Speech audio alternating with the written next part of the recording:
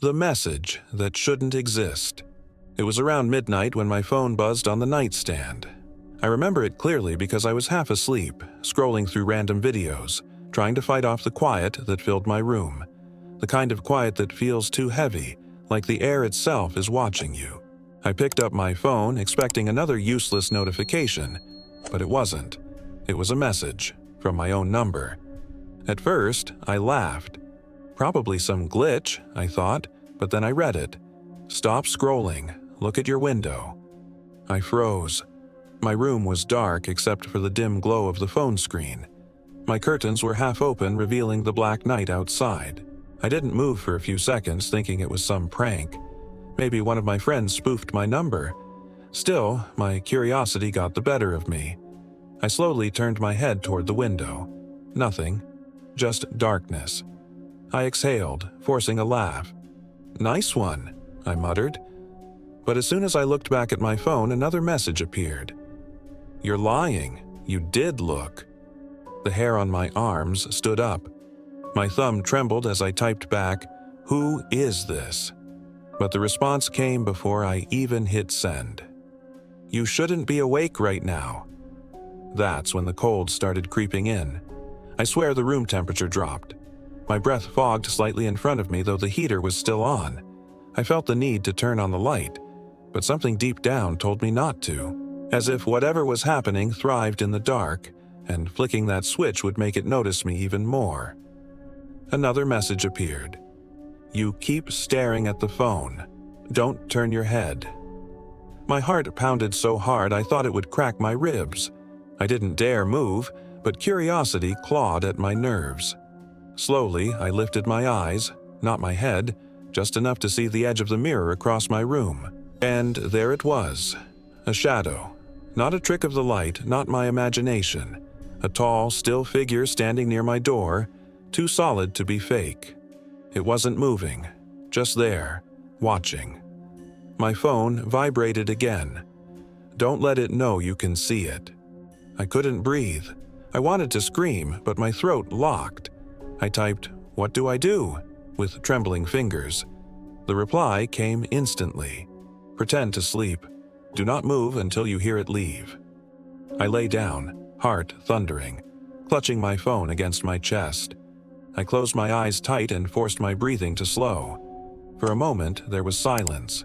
Then, creaking. Slow, deliberate footsteps, moving closer, closer. Then, nothing. I stayed frozen until dawn, afraid to open my eyes. When the sunlight finally hit my face, I grabbed my phone to check the messages again. They were gone. Every single one, including the ones I sent.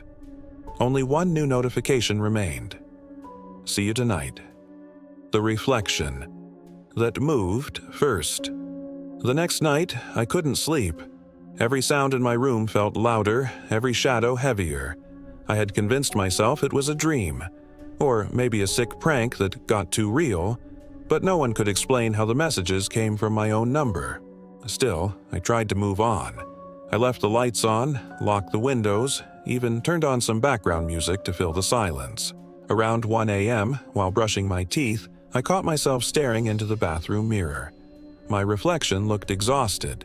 Pale skin, dark circles, and wide, bloodshot eyes that barely looked like mine anymore. I spat out the toothpaste, wiped my mouth, and started to leave when I saw it. My reflection didn't move. I froze. My hand was still holding the towel midair, but in the mirror, my reflection's hand stayed perfectly still, lower than mine. It wasn't lagging, it wasn't frozen, it was just different. Slowly, my reflection lifted its hand, but not to match mine. It raised the other hand. I took a step back, my heart hammering. My reflection smiled. I didn't. It wasn't a normal smile either. It stretched too far, unnatural, like someone had painted a grin onto my face. My knees went weak. I grabbed the sink for support, staring, unable to look away. Then the lights flickered. Once. Twice. When they came back on, my reflection was gone.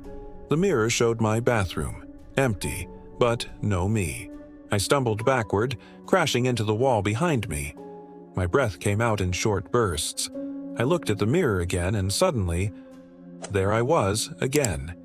Except, now my reflection was standing behind me. I turned instantly, but the space was empty. My reflection, though, remained facing forward in the mirror, staring right at me, while I looked around the real room, panicking.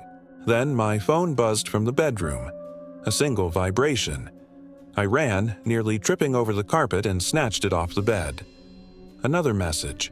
Same number. My number. You looked again. My hand shook so violently the phone almost slipped. You let it see you. I swallowed hard, trying to breathe. I typed back, "What do you want from me?" and hit send. The 3 dots appeared, as if it was typing a response, but then they stopped. The screen went dark. The mirror from the bathroom reflected faintly from where I stood, visible through the open door. I swear I could see something moving in it. And then, the message appeared. "It's waiting for your permission." My heart dropped. I didn't know what that meant. Permission for what? Before I could think, another message came through. "Just say yes." I stared at the word, terrified. My reflection smiled again, this time wider than before. And then I realized it wasn't waiting for me to text back. It was waiting for me to speak. The final notification. I didn't sleep that night. Every creak, every flicker of light felt like the house was breathing around me. I sat on the bed, clutching my phone, afraid that if I blinked too long, I'd wake up to that reflection standing over me. The word yes echoed in my head. I didn't say it, didn't even whisper it, but somehow I felt like I already had. By 3 a.m., I couldn't take it anymore. I turned all the lights on and grabbed a blanket, ready to spend the night on the porch. Before I reached the door, my phone buzzed again. One new message. Same number. Running won't help. My stomach twisted. I didn't even bother replying this time. I just dropped the phone onto the couch and backed away. But then it buzzed again, this time followed by a soft tap, tap, tap on the living room window. I froze. The curtains were closed, but the tapping grew louder. Slow, deliberate, like fingertips brushing against the glass. I wanted to scream, but no sound came out. My heart raced so fast that I felt dizzy. I grabbed the phone again, shaking, and typed, "What are you?" A few seconds later, the reply appeared, "I'm you, the one you ignored." And then, another message immediately after, "Let me in." My throat tightened. The tapping on the window stopped. The silence that followed was worse. I took a step closer, hand trembling, and slowly pulled the curtain aside. Empty. Nothing but my own reflection staring back at me from the glass. But something was wrong. My reflection's eyes were darker, deeper, like pits that swallowed the light. It tilted its head slightly, grinning the same unnatural grin from before. I stumbled backward, dropping the phone. The screen cracked as it hit the floor, but it kept buzzing, non-stop. One message after another flooded the screen. "Let me in! Let me in! Let me in!" Dozens of them over and over until the entire display went white. The reflection in the glass started moving closer, pressing its hands against the inside of the window, while mine stayed frozen at my sides. And then I heard the faintest whisper. "Say it." My lips trembled. I wanted to run, but my body wouldn't move. My reflection's grin widened, its mouth moving soundlessly until the words formed in my mind. "Say yes." I shook my head violently. "No, leave me alone," I shouted.